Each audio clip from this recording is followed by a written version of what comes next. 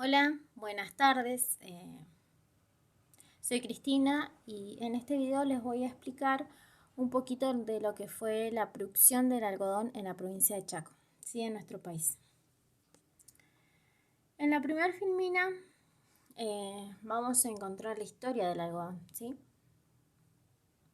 Como que los primeros escritos del algodón son textiles hindúes y datan de 1500 años antes de Cristo, que en el Perú los especímenes más viejos datan de los 3000 años, que los árabes propagaron el algodón en los países mediterráneos y ese fue el origen de la industria del algodón en Barcelona. También que en Inglaterra en el siglo XVII se convirtió en el centro más importante de la producción del algodón y que en los Estados Unidos el algodón se introdujo en el siglo XVIII y bueno, que provenían de regiones de América, ¿sí? Y en México, la primera región en la que se cultiva esto fue en Veracruz. Pero ¿qué pasó en Argentina? En Argentina, los cultivos del algodón datan de los 1555 años, en lo que hoy conocemos como Santiago del Estero, ¿sí? Estas semillas fueron traídas desde Chile y se expandieron a las provincias de Catamarca, Tucumán y La Rioja. Esto se caracterizó por la industria doméstica, ¿sí? El hilado y el tejido. Pero en el siglo XVII comenzó a declinar su producción por la competencia aranera. Vamos a cerrar un poquito y vamos a ver la siguiente filmina, que es la primera desmotadora mecánica. Esta máquina lo que hace es separar rápida y fácilmente las fibras de algodón en las vainas y de sus semillas, ¿sí? En la Argentina esto fue introducido en 1862 a partir de la campaña de fomento organizada, bueno, acá tenemos otra, por el general Bartolomé Mitre. Y bueno, este cultivo comenzó a distribuirse por las provincias. En la última década del siglo XIX se iniciaron los cultivos experimentales en el territorio nacional. Más precisamente en lo que es Chaco y Formosa. Esto dio buenos resultados, ¿sí? Sus resultados fueron positivos, entonces desde el gobierno se decidió de distribuir semillas, ¿sí? De manera gratuita a los productores, ¿sí? Para futuros cultivos y cosechas.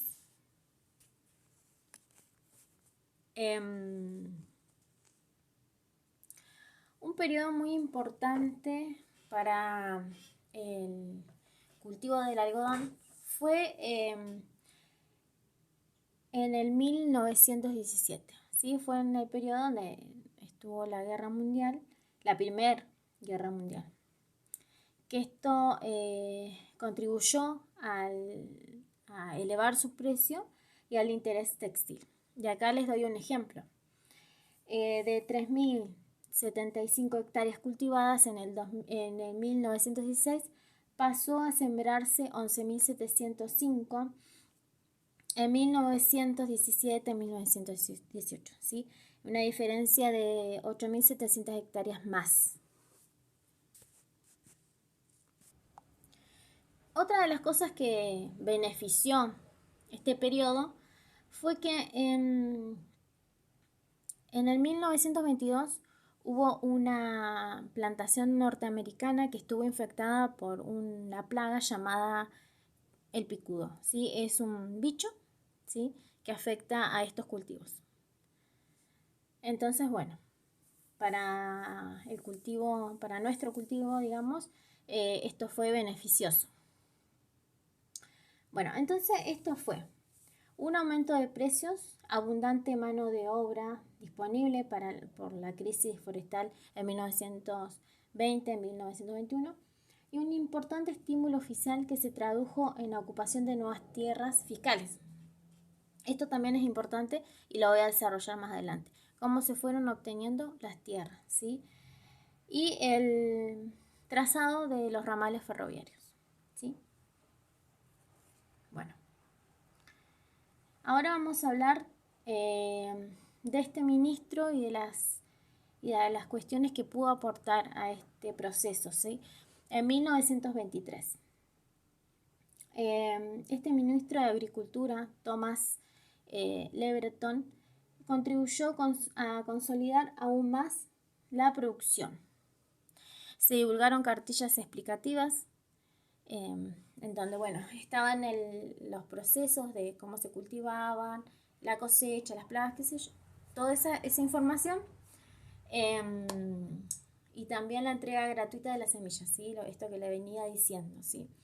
Se entregaron semillas a los diferentes productores porque se dieron cuenta que funcionaba. Se instaló la desmotadora en los vagones de los ferrocarriles y se contrató a técnicos norteamericanos, ¿sí? Que habían estudiado su producción y comercialización. En 1925-1926 la provincia de Chaco comenzó a repuntar, ¿sí? Esto quiere decir que fue líder en los cultivos algodoneros en el país. Entonces sus productos fueron orientados a lo que era el mercado externo, ¿sí? Este era su fin, su finalidad, era destinarlo fuera del país. Pero ¿qué pasó? En la década del 20 esto se fue complicando, ¿sí? Porque más tarde vino lo que fue la crisis mundial de 1929 y esto hizo que afectara.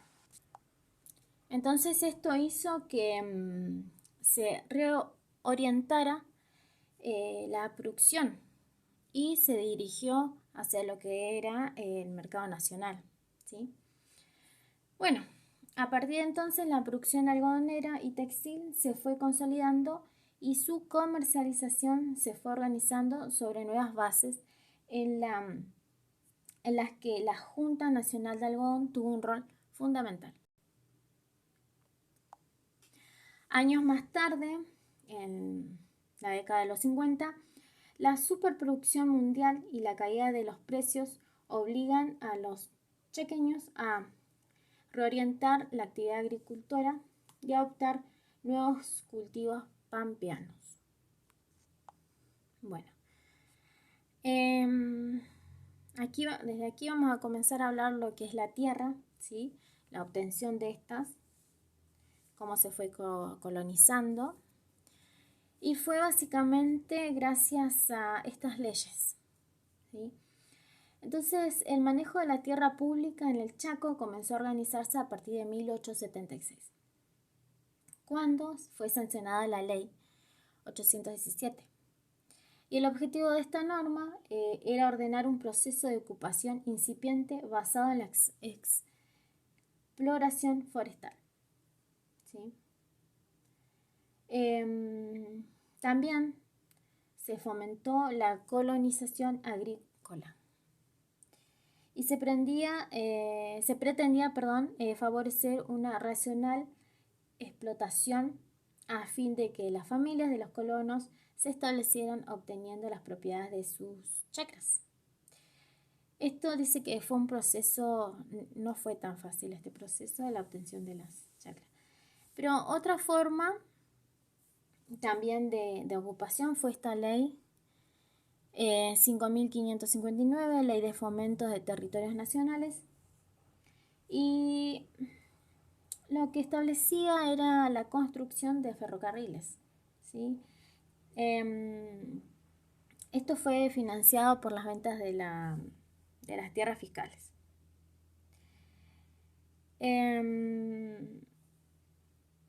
Entonces, bueno, acá podemos decir que tanto el ferrocarril desempeñó un rol fundamental para esto, ¿sí? Y que podemos decir que los rieles y los colonos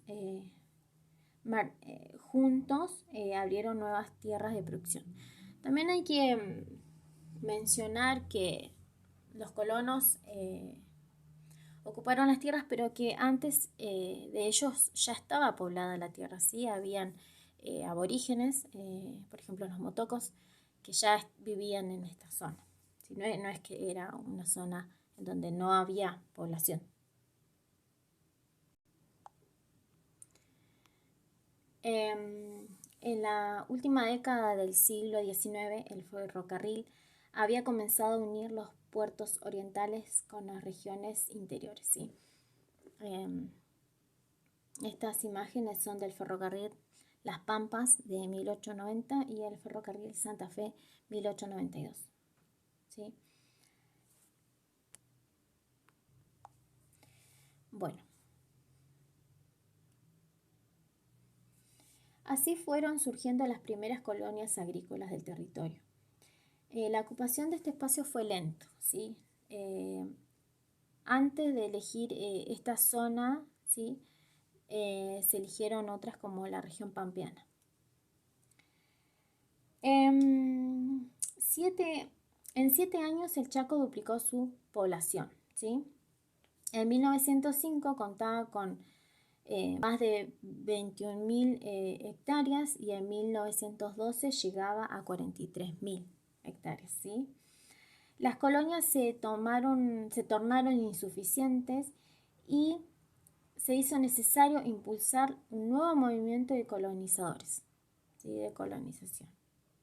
Entonces, en el 1921 se aprobó el establecimiento de nuevos asentamientos agrícolas en terrenos que habían sido espontáneamente ocupados.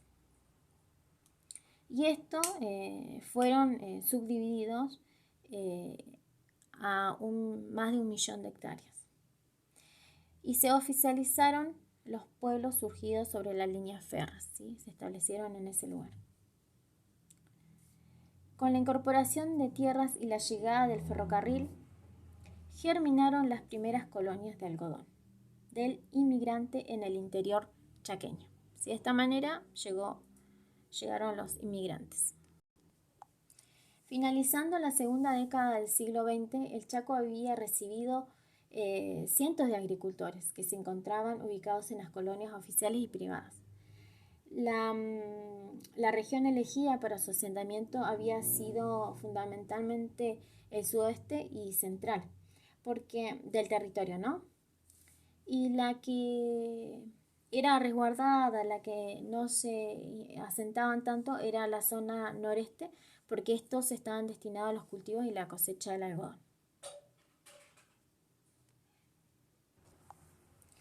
En cuanto a la estructura socioeconómica en Chaco, la producción algodonera produjo cambios, ¿sí? Como las migraciones de braceros en tiempo de cosecha, la utilización de mano de obra industrial, ¿sí? la industria forestal, el surgimiento de nuevos centros urbanos y el crecimiento del sector. Por último, en los años 30 y 40, la crisis de la explotación forestal y los cambios en la política económica mundial y nacional alentaron un proceso de subdivisión de las grandes propiedades que reforzó la ocupación del Chaco, basada en la explotación algodonera. Bueno, pasamos a las políticas de fomento. La falta de claridad en las políticas de distribución de tierras y de otorgamiento de créditos para la actividad y las evidentes limitaciones que esta situación impuso, se instrumentaron algunas políticas de fomento de cultivo que es interesante mencionar. En interés demostrado por la propagación del algodón,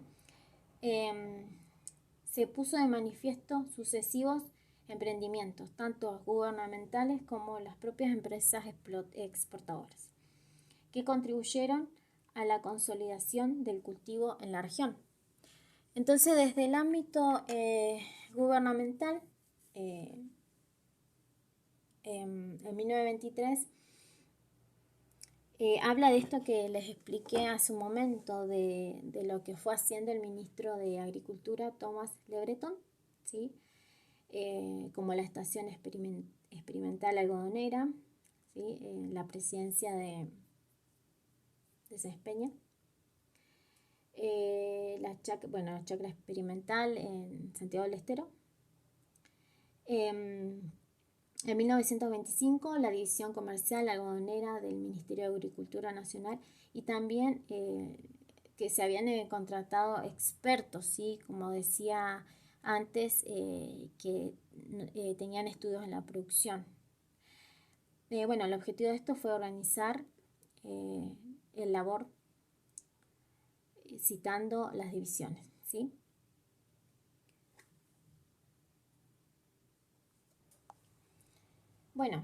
Se procuró organizar a los productores en cooperativas algodoneras locales para que puedan construir su propia desmontadora, esto que la máquina que les expliqué hace un momento, y vender las fibras obtenidas de acuerdo a los precios cotizados diariamente por los grandes mercados de algodón.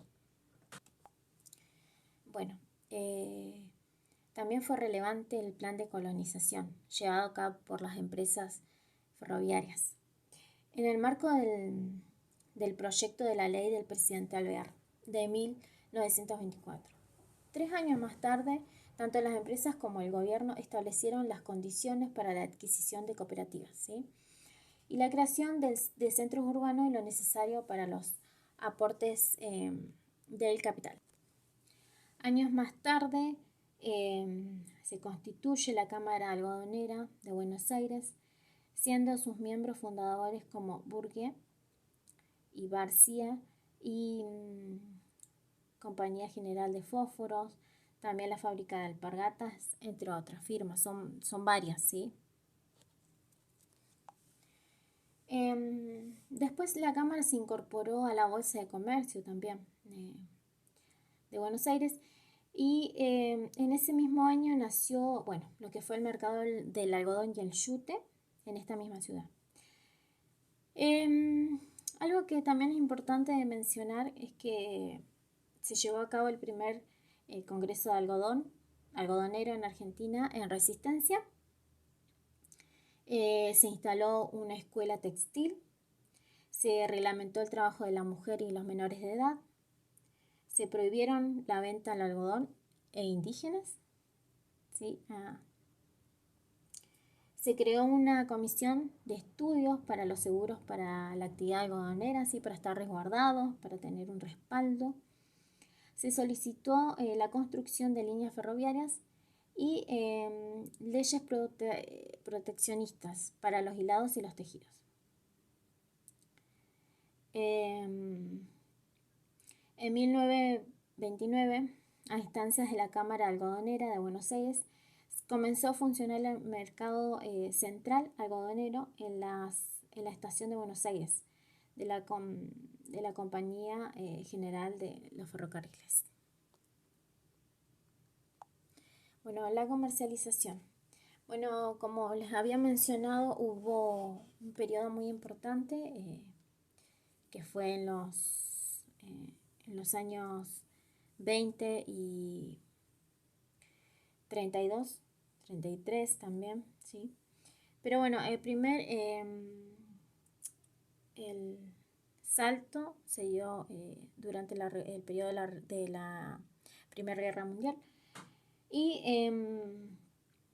el segundo salto importante fue en 1932 y 1933, en donde se comienza a aplicar la brecha entre la producción y la exportación, ¿sí? Como consecuencia del crecimiento de la industria textil. También es importante mencionar que la Argentina ocupaba el 7º lugar entre las naciones exportadoras. Llegamos a lo que fue la crisis, ¿sí?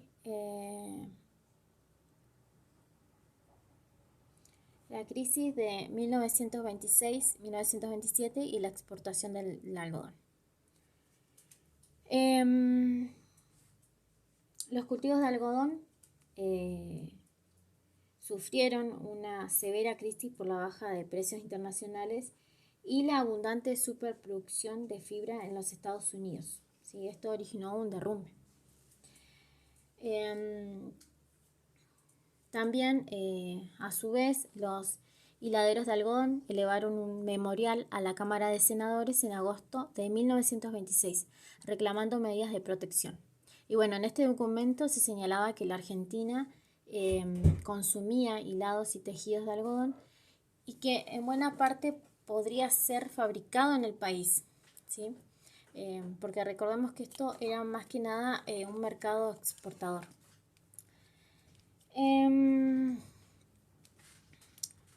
Bueno,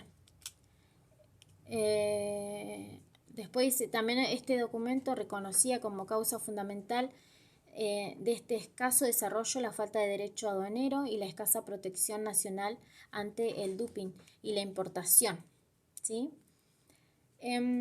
Después, en la Cámara de Diputados, la Comisión de Industria presentó un proyecto de ley de protección a la industria nacional que incluía el derecho a la importación, sobre todo los hilados de algodón y la lana.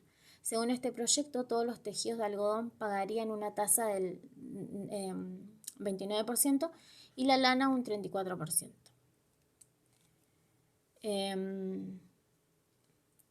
¿Qué más?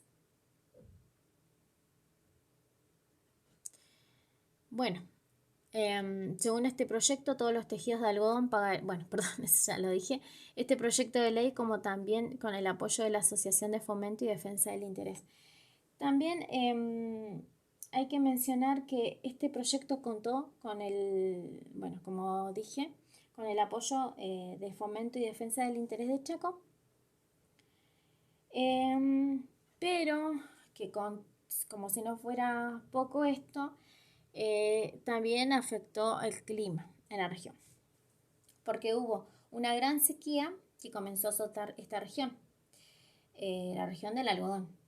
Bueno, los precios internacionales, también los precios internacionales bajaron mucho, continuaron bajando, pero bueno, el ánimo de los agricultores no declinó y en 1928 se incrementaron el área de las siembras.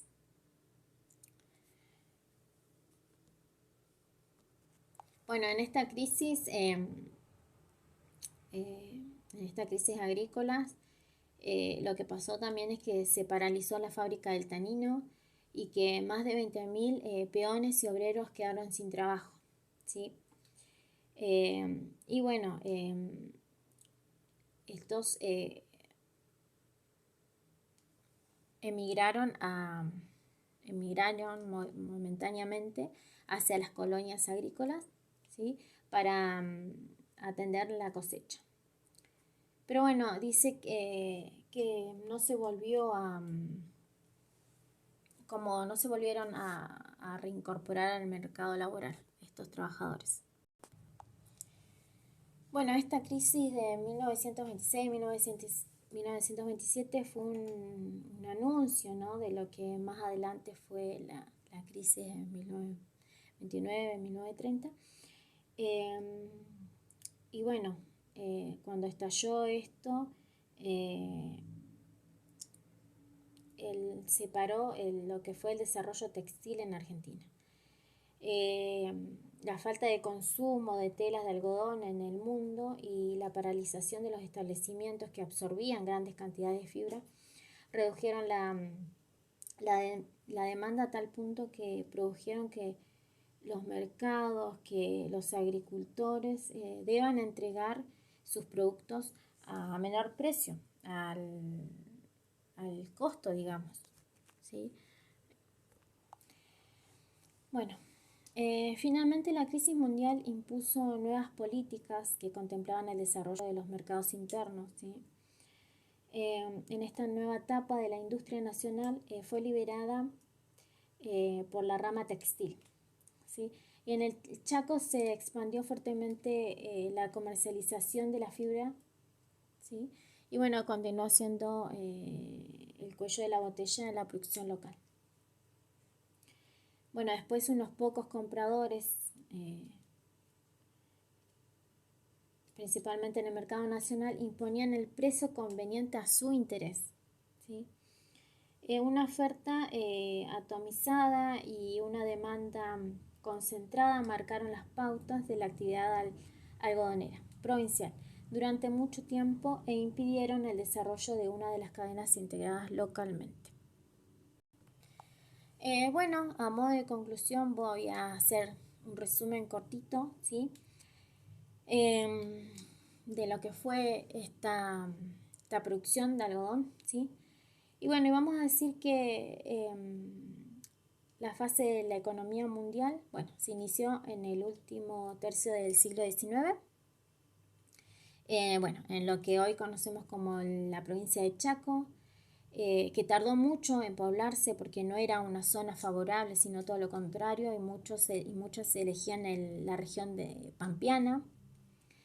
Aunque tiempo después esto, bueno, como se sabe, fue un producto que se exportó, ¿sí? Al igual que otras regiones, la tierra chaqueña sufrieron un proceso de ocupación y colonización. Esto que les decía, que ya estaba poblada, pero bueno, que estas personas vinieron a colonizar esta zona. Bueno, apoyado, ¿sí? de dos leyes, principalmente una que fue la 817 y la otra la ley 5559, que bueno, que en esta última fue con el fin de abrir nuevas tierras para la producción y bueno, con la ayuda del ferrocarril, ¿no?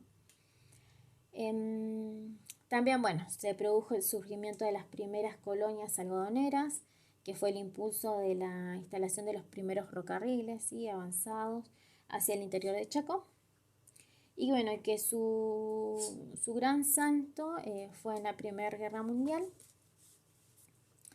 que el ministro de Agricultura, Tomás Le Breton, realizó varias políticas de fomento. Después, que la actividad comercial externa fueron más que nada en países como Inglaterra, Alemania y Francia. Que la Argentina, con este cultivo, llegó a ocupar el 7º lugar como exportador mundial, y que quienes nos compraban las semillas eran los países de Gran Bretaña,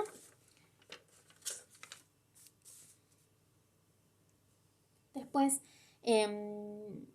también dijimos que durante la campaña de los años 1926 y 1927 el algodón sufrió una importante crisis provocada por la baja internacional de los precios, ¿sí? Y que, bueno, de esta manera se ponía de manifiesto los límites que el modelo agroexportador imponía en la región. Bueno, también a modo de un anexo o un plus, puse el rol que tenían las mujeres en los cultivos del algodón.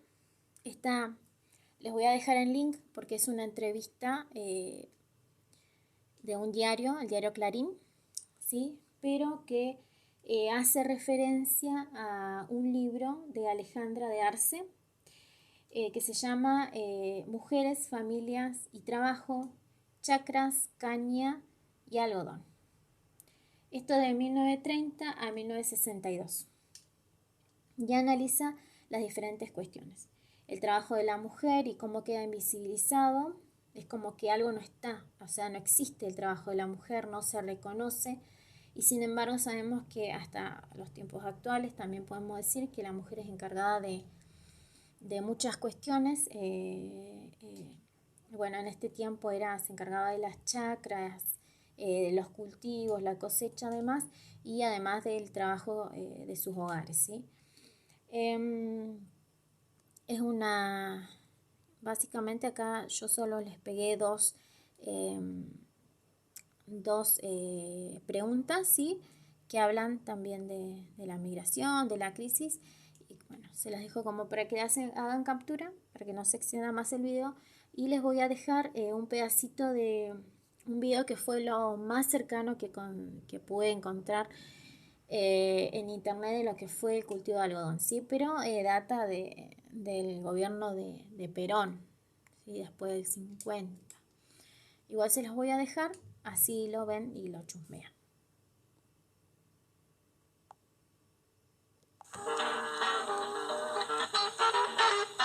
Pampa del Indio, nombre con sabor de historia y tradición, representa también una nueva y fecunda realización del justicialismo.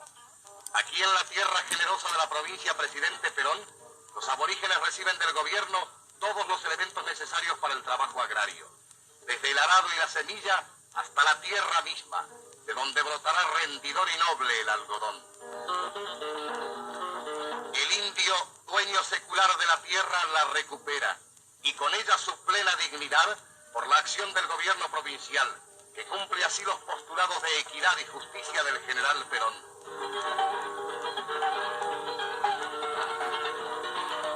El esfuerzo ha fructificado en oro blanco, y los brazos laboriosos que lo sembraron y cosecharon se aprestan a recibir la merecida recompensa.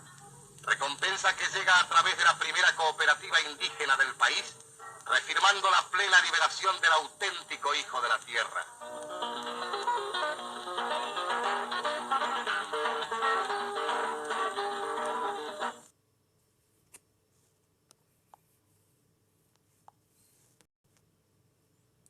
Con esto me despido.